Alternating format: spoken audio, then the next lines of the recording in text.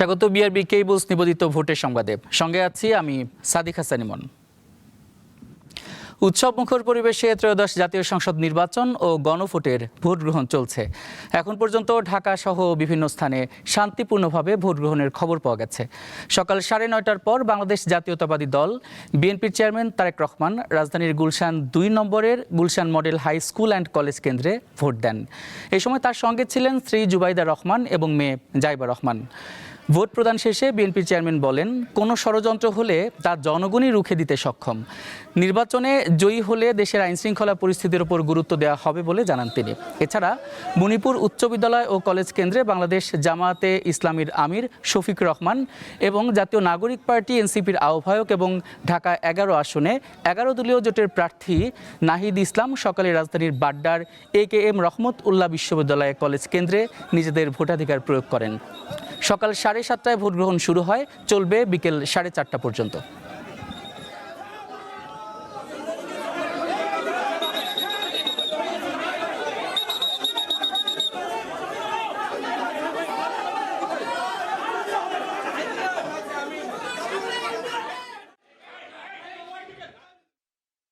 আমরা কনফিডেন্ট, আমরা আশাবাদী জয়ের ব্যাপারে।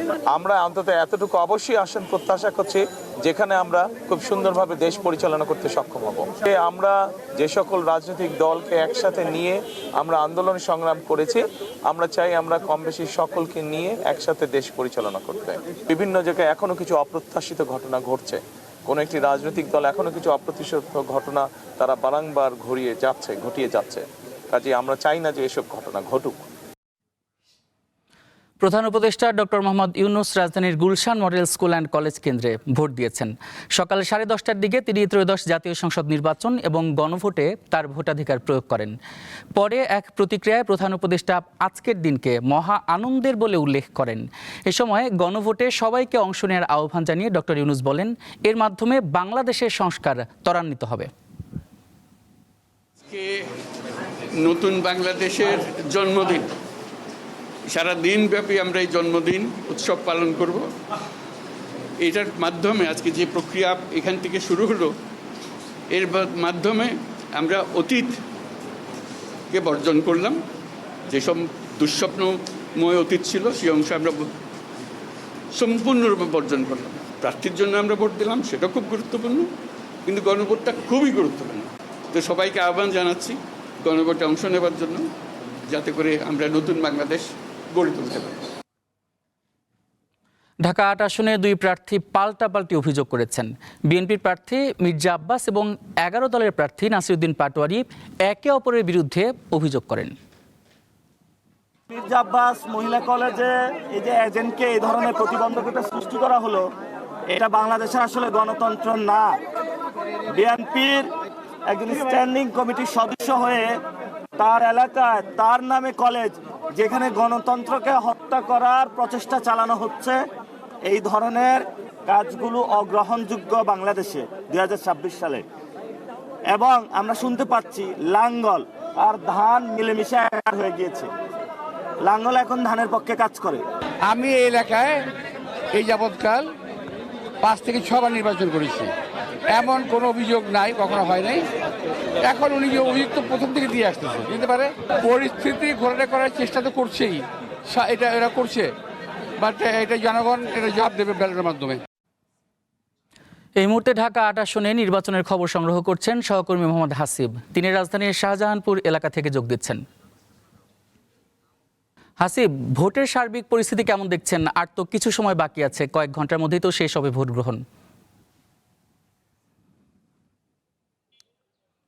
ইমন, ঢাকা 8 সংসদীয় আসন 181, 11 জন প্রার্থী এখানে রয়েছেন, প্রতিদ্বন্দ্বিতা করছেন। এর মধ্যে 2 জন হেভিওয়েট, মির্জা আব্বাস এবং নাসিরউদ্দিন পাটোয়ারি। মির্জা আব্বাস বিএনপি থেকে এবং নাসিরউদ্দিন পাটোয়ারি এনসিপি থেকে। একটা বিষয় একটু জানিয়ে রাখি যে বিষয়টা আসলে এখানে দুপুর 12:30টার দিকে হয়েছিল, যে ভোট কেন্দ্রে ভোট গ্রহণ কিছুক্ষণ স্থগিত, এমন একটা কথা শোনা যাচ্ছিল। আসলে আমি এখানকার যে প্রিজাইডিং অফিসার রাসেল, তার সাথে কথা বলেছি। তিনি যেমন জানিয়েছেন যে আসলে ঠিক 12:30টার দিকেই বলা যায় যে উনি মির্জা আব্বাস এখানে তারা কিছু আগে ভোট দিতে আসেন এবং নাসিরউদ্দিন পাটোয়ারি এনসিপির যিনি প্রতিদ্বন্দ্বী করছেন প্রার্থী হিসাবে তিনি আসেন এবং তার যে অনুসারীরা তারা ভিতর ঢুকে একটা মব সৃষ্টি করার চেষ্টা করে, যার ফলে আসলে কেন্দ্রে নির্বাচন মানে ভোটাধিকার বা ভোট বন্ধ ছিল না। বিষয়টা ছিল যে যারা ভিতরে ছিলেন তাদের ভোটটা কন্টিনিউ করা হয়েছিল, যেহেতু একটা হ্যাসেলের সৃষ্টি করা হচ্ছিল বা হয়ে যাচ্ছিল, এই কারণে বাইরের থেকে যাতে নতুন করে কেউ ইন করতে না পারে ভোট কেন্দ্রে, সেই কারণে আসলে তাদেরকে থামিয়ে দেওয়া হয়েছিল। অর্থাৎ কিন্তু ভিতরে ভোটটা আসলে বন্ধ ছিল না, বা ভোট বন্ধে যে গুজবটা আসলে উঠছে সেটা আসলে ভুল বা মিথ্যা, তেমনটা জানিয়েছেন এখানকার প্রিজাইডিং অফিসার রাসেল। ঢাকা ৮ আসন সম্পর্কে যদি একটু বলি, ঢাকা ৮ নির্বাচনী আসন 181 সম্পর্কে যদি বলি যে এখানে মোট ভোটার 2,75,471, পুরুষ ভোটার হচ্ছে 1,52,795, নারী ভোটারের সংখ্যা 1,22,675 এবং তৃতীয় লিঙ্গের ভোটার হচ্ছেন একজন। সকাল 7:30 থেকে এখানেও ভোট গ্রহণ শুরু হয়, বিকেল 4:30 পর্যন্ত টানা বিরতিহীনভাবে চলবে এবং যেহেতু এখন 2টা বাজে, সময় হিসাব করলে আর মাত্র 2.5 ঘন্টা আছে, তো সেই পর্যন্ত আসলে এখন পর্যন্ত এই 12:30টার দিকে যে ঘটনাটি ঘটেছে এছাড়া বড় কোনো কিছু এখানে ঘটেনি বলতে গেলে। এবং প্রিজাইডিং অফিসার যেটা জানিয়েছেন রাসেল যে প্রায় 40% ভোট এখানে কাস্ট হয়েছে, অর্থাৎ বাকি যে 2.5 ঘন্টা সময় হাতে আছে তাতে উনি আশা করেন যে আরও ভালো কিছু। এবং ভোটাররা এখনও ভেতরে আছেন, সারিবদ্ধভাবে লাইন দিচ্ছেন, প্রত্যেকে ভোটার স্লিপ নিয়ে এসে যার যার কক্ষে গিয়ে তার পছন্দের প্রার্থীকে ভোট দিচ্ছেন, গণভোটে অংশ নিচ্ছেন। তো এখানে আসলে পরিবেশ একেবারে স্বাভাবিক, কোনো রকমের অস্থিরতা বা কোনো কিছু এই মুহূর্তে নেই ঢাকা 8-এর নির্বাচনী আসনে 181-তে। এই ছিল আমার কাছে সবশেষ। ইমন। হাসিব, আপনাকে অসংখ্য ধন্যবাদ। নির্বাচন কেমন হচ্ছে তা জনগণই মূল্যায়ন করবে বলে মন্তব্য করেছেন প্রধান নির্বাচন commissioner AMM Nasir Uddin. Commission সম্পূর্ণ নিরপেক্ষ অবস্থানে রয়েছে বলেও উল্লেখ করেন তিনি। সকালে রাজধানীর ইস্কাটন গার্ডেন উচ্চ বিদ্যালয় কেন্দ্রে ভোট দিয়ে সাংবাদিকদের একথা বলেন সিসি। গ্রামে গঞ্জে মানুষ উৎসবের আনন্দে মেতে উঠেছে। তারা অনেক দিন পরে ভোটের যে একটা আমেজ যে সৃষ্টি হয়েছে, সবাই যে এখন ভোট দিতে পারবে, এই আনন্দ তাদেরও উদ্বেলিত করছে। আমি মনে করি আমরা যে জাতিকে যে ওয়াদা দিয়েছিলাম একটা সুষ্ঠু সুন্দর বিশ্বাসযোগ্য নির্বাচন উপহার দেব, এবং সেই লক্ষ্যে 2024 সালের নভেম্বর মাসে দায়িত্ব নেওয়ার পর থেকে আমরা বিনিদ্র রজনী কাটিয়েছি, সব ধরনের প্রস্তুতি নিয়েছি আমরা ইনশাল্লাহ। ভোটে জালিয়াতির চেষ্টা হলে সর্বোচ্চ শক্তি দিয়ে প্রতিরোধের হুঁশিয়ারি দিয়েছেন বাংলাদেশ জামায়াতে ইসলামীর আমির শফিকুর রহমান। সকালে মণিপুর উচ্চ বিদ্যালয় ও কলেজ কেন্দ্রে ভোট দেন তিনি। ভোট দেওয়ার সুযোগ হয় নাই, এই তিনটা ভোট হারানোর পরে আজকে আলহামদুলিল্লাহ আল্লাহ তাআলা আমাদেরকে ভোট দেওয়ার সুযোগ দিয়েছেন। আমি মহান রব্বুল আলামিনের শুকরিয়া আদায় করি। আল্লাহ তাআলা এই ভোটের মাধ্যমে বাংলাদেশে একটা নতুন অধ্যায়ের সূচনা করে দিন, সেটা দোয়া করি। আমি বিশ্বাস করি শুধু আমি না, বিশেষ করে যুব সমাজ যারা জীবনে একটা ভোটও দিতে পারে নাই, আজকের এই ভোটটার জন্য তারা বড় অপেক্ষায় ছিল। এই ভোটটা শান্তিপূর্ণ হোক, সুষ্ঠু হোক, সন্ত্রাস মুক্ত হোক, দখল মুক্ত হোক এবং সবার কাছে গ্রহণযোগ্য হোক, এটা আমরা দোয়া করি। ভোটের চিত্র তুলে ধরতে রংপুর থেকে যুক্ত হচ্ছেন সহকর্মী ফেরদৌস জয়। ফেরদৌস জয়, আপনি জানাবেন ভোটের পরিবেশ কেমন দেখছেন? যে ভোটের পরিবেশ এখানকার, তাহলে উৎসব মুখর পরিবেশে ভোটাররা ভোট দিচ্ছেন। সকাল থেকে এই ভোট কেন্দ্রে কিন্তু উৎসব মুখর পরিবেশ দেখা গেছে এবং ভোটাররা উপস্থিত হয়ে ভোট দিচ্ছেন। তবে এখানে 2টি কেন্দ্র থাকায় ভোটাররা কিছুটা অস্বস্তিতে পড়েছেন বলেও কিন্তু অভিযোগ করছেন। যদি জানিয়ে রাখি যে রংপুর জেলার 6টি সংসদীয় আসনে মোট ভোটার সংখ্যা 25,99,202 জন এবং নারী ভোটার সংখ্যা 13,06,333 জন। পুরুষ ভোটার সংখ্যা রয়েছেন এর মধ্যে 12,92,838 জন এবং তৃতীয় লিঙ্গের ভোটার রয়েছেন 31 জন। আমি যে এলাকাটাতে আছি, অর্থাৎ যে আসনটি আছি, রংপুর 1 গঙ্গাচড়া এবং আসনে প্রতিদ্বন্দ্বিতা করছেন 5 জন প্রার্থী। এর মধ্যে হেভিওয়েট প্রার্থী রয়েছেন বিএনপির মোকাররম হোসেন সুজন এবং জামাতের মাওলানা রায়হান সিরাজি। যদি একটু বলি যে এই এলাকায় কিন্তু এর আগে জাতীয় পার্টি থেকে ব্যারিস্টার মঞ্জুম আলী তিনি ছিলেন এবং তাকে উচ্চ আদালত থেকে প্রত্যাহার করা হয়েছে।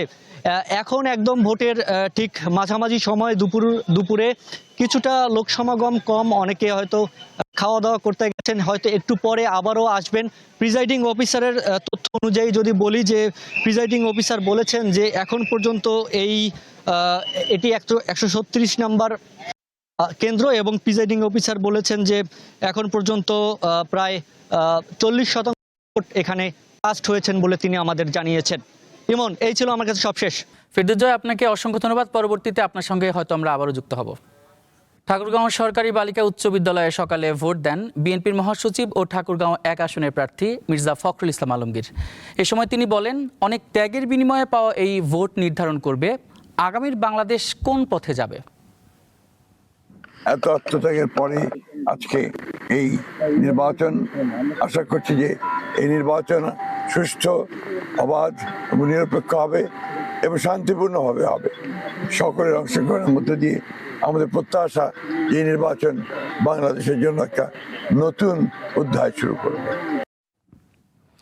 নির্বাচনে বিজয়ের বিষয়ে আশাবাদ জানিয়ে বিএনপির স্থায়ী কমিটির সদস্য ও কক্সবাজার 1 আসনের প্রার্থী সালাউদ্দিন আহমেদ সকালে নিজ কেন্দ্রে ভোটদান শেষে সাংবাদিকদের একথা জানান তিনি। আমি বললাম যে আমি খুবই আনন্দিত।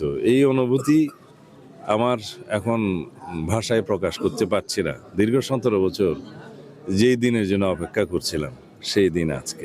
সবগুলো টাকা ধরা পড়েছে, ট্রায়াল হয়েছে এবং বিভিন্ন সংস্থা লোকজন ধরেছে, সবগুলো জামাত ইসলামের নেতা কর্মী। আমাদের কাছে সেটা ছাড়া, মিডিয়াতে ছাড়া অন্য কোনো রিপোর্ট তো দেখিনি। ইনশাআল্লাহ আমি আশাবাদী এই এলাকার মানুষ আমাকে দীর্ঘদিন থেকে চিনে, 30-35 বছর থেকে নির্বাচিত করে আসছে। তারা আমাকে ভালোবাসে, আমার উপর আস্থা রাখে, আমিও তাদের উপর আস্থা রাখি। যদি কোথাও এরকম কিছু ঘটে থাকে সেটা হবে যে অপসংস্কৃতির কিছু র্যাশ তো রয়েই যায়, রাতারাতি পরিবর্তন হয়তো হয়নি, তবে এটা খুবই নগণ্য। ভোটের ফলাফল যাই হোক তা মেনে নেওয়ার কথা জানিয়েছেন এনসিপির আহ্বায়ক নাহিদ ইসলাম। সকালে রাজধানীর বাড্ডায় নিজ কেন্দ্রে ভোটদান শেষে সাংবাদিকদের একথা জানান তিনি। 11 দলীয় জোট সরকার গঠনের লক্ষ্যে গঠিত হয়েছে। আমরা মনে করছি আমরা সরকার গঠনের দ্বারপ্রান্তে রয়েছি। ফলে সেই লক্ষ্য, সেই আত্মবিশ্বাস নিয়ে আমরা কাজ করছি। ইনশাআল্লাহ যদি ভোট সুষ্ঠু হয়, জনগণ নির্বিঘ্নে ভোট দিতে আসে, ব্যাপকভাবে উপস্থিতি নিশ্চিত করাটাই আমাদের এই মুহূর্তে প্রধান লক্ষ্য। মানুষ ব্যালটে তাদের বিরুদ্ধে রায় দিবে, ব্যালটেই মানুষের জনরায় প্রতিফলিত হবে। আমরা এখন ভোটের সংবাদ জানতে টাঙ্গাইলে যাব। সেখানে আছেন আমাদের সহকর্মী রানা খান। সুমন খান, টাঙ্গাইলের ভোটের পরিস্থিতি কেমন দেখছেন? কত ভোটার উপস্থিত আছেন সেখানে?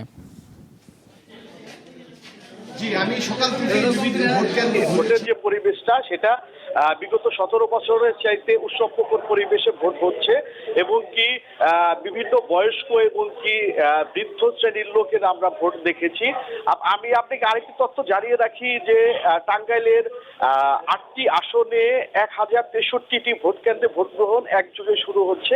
সকাল 7:30 থেকে বিকেল 4:30 পর্যন্ত এই ভোট গ্রহণ চলবে। আমি বর্তমানে যে জায়গায় অবস্থান করছি সেটা হচ্ছে ডাফনগর সরকারি প্রাথমিক উচ্চ বিদ্যালয়। তো এই উচ্চ বিদ্যালয়ে প্রায় 45-50% ভোট অলরেডি কাস্ট হয়েছে। এখন দুপুরবেলা লাঞ্চ আওয়ারের কারণে অনেক ভোটার আসছে, ভোট দিয়ে চলে যাচ্ছে। এই জায়গায় নারী ভোটারের সংখ্যা বেশি।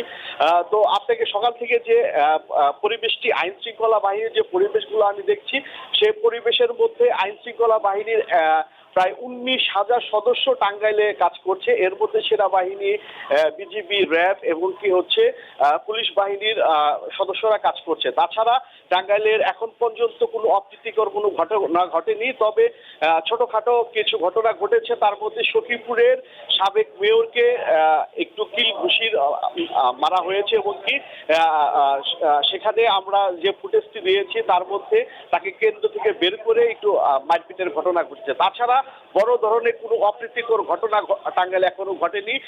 আইন শৃঙ্খলা বাহিনী সর্বাধিক কাজ করছে এবং কি 50 এবং কি 20-র মধ্যে 10 মিনিটের মধ্যেই হচ্ছে যে কোনো জায়গায় যদি অপ্রীতিকর ঘটনা ঘটে তাৎক্ষণিক সেনাবাহিনীর ফোর্স এবং কি এলিট ফোর্স এবং কি সকল প্রশাসনের লোকজন তাৎক্ষণিক সেটা নিয়ন্ত্রণে আনছে। তাছাড়া টাঙ্গাইলে 8টি আসনে যে ভোট গ্রহণের যে প্রস্তুতি এবং কি সার্বিক দিক সব মোটামুটি ঠিক আছে। তো বিকেল 4টা 4:30 পর্যন্ত এই কেন্দ্রে এখনকার যে পরিবেশ সে পরিবেশে 50% ভোট কাস্ট হয়েছে।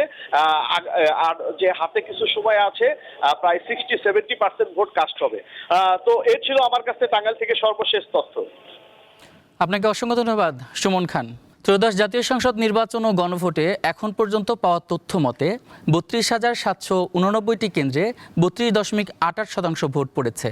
নির্বাচন কমিশন সচিব আখতার আহমেদ এ তথ্য জানান। 40,651টা কেন্দ্রে একযোগে সকাল 7:30 থেকে গণভোট এবং জাতীয় সংসদ নির্বাচনের আপনার ব্যালট কাস্টিং শুরু হয়েছে। সম্মানিত ভোটাররা আসছেন এবং তারা ভোট দিচ্ছেন। 42,651টা কেন্দ্রের মধ্যে 32,789টা কেন্দ্রের আমরা যে খবর পেয়েছি সে অনুযায়ী ভোট প্রদানের হার 32.88%। আশঙ্কাজনক কোনো পরিস্থিতি নেই। আমি আবারও আপনাদেরকে নিশ্চিত করছি যে আমাদের যতগুলো ভোট কেন্দ্র আছে 42,651 এই সবকটাতেই ভোট গ্রহণ চালু আছে। এনসিপির কার্যালয় থেকে মনিরা শারমিন কথা বলছেন, আমরা সরাসরি তার বক্তৃতা চলে যাচ্ছি।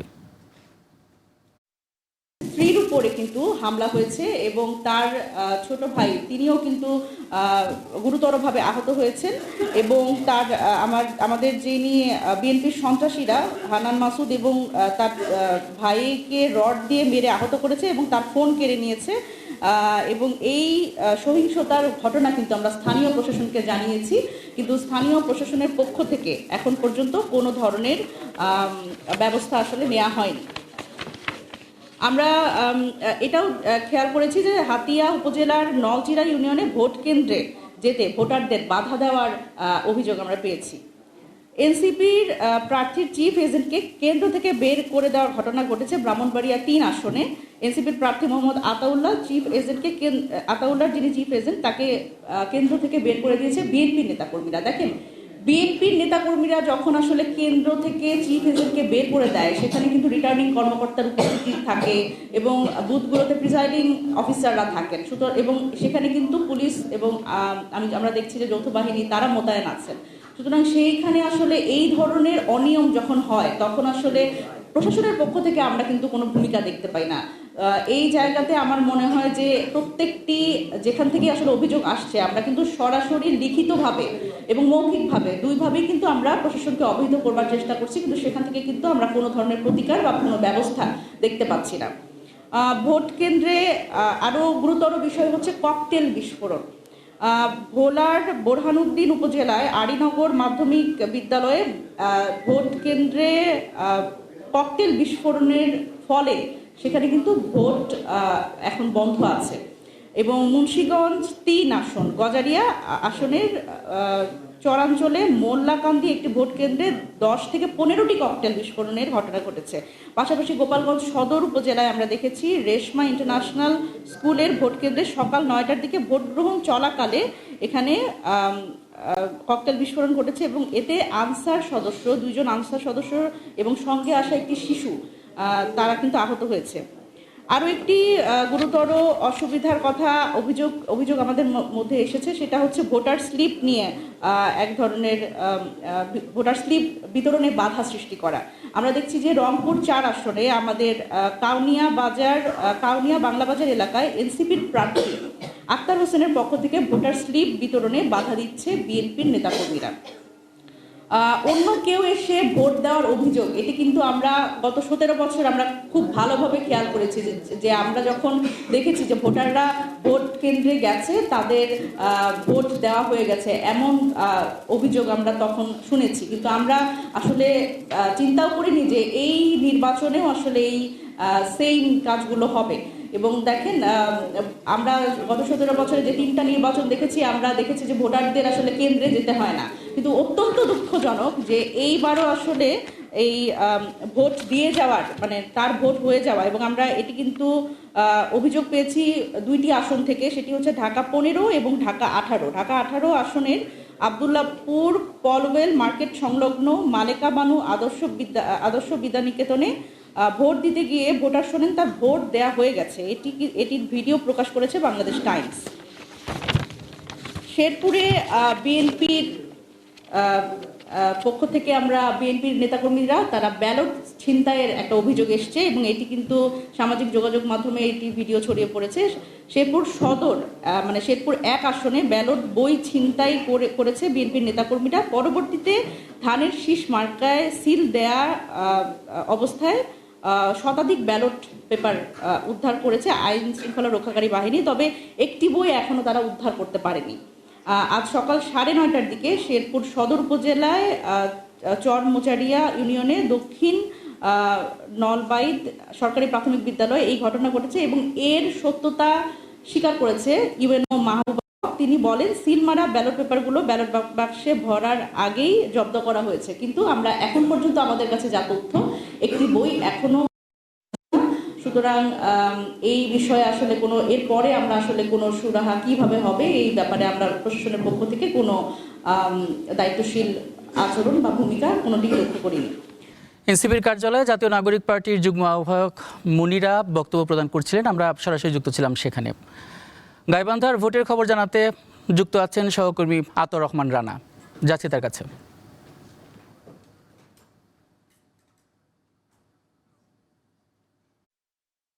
রানা, আর তো ভোট প্রদানের মাত্র 2 ঘন্টা সময় বাকি আছে, কেমন উপস্থিতি দেখছেন আর সেখানের আইন শৃঙ্খলা পরিস্থিতি কেমন দেখছেন? জি ইমন, আপনাকে ধন্যবাদ। গাইবান্ধার যে 5টি সংসদীয় আসন রয়েছে, এই 5টি সংসদীয় আসনে কিন্তু সকাল 7:30 থেকে বিরতিহীনভাবে এই ভোট গ্রহণ শুরু হয়েছে।